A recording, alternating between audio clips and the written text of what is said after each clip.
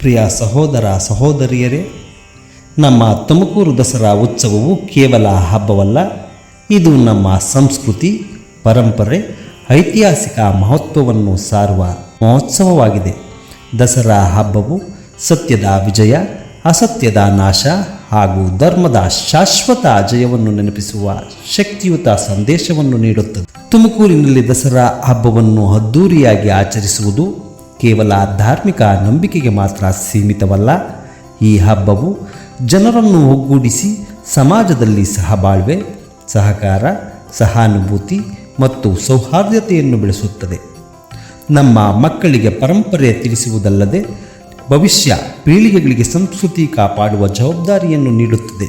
ಈ ಸಂದರ್ಭದಲ್ಲಿ ನಾವು ಎಲ್ಲರೂ ಸೇರಿ ಪರಿಸರ ಸ್ನೇಹಿ ಆಚರಣೆ ಮಾಡೋಣ, ಪ್ಲಾಸ್ಟಿಕ್ ಬಳಕೆ ತ್ಯಜಿಸೋಣ, ಶಾಂತಿ, ಸೌಹಾರ್ದ ಮತ್ತು ಸಹಿಷ್ಣುತೆ ಎಂಬ ಮೌಲ್ಯಗಳನ್ನು ಬೆಳೆಸೋಣ.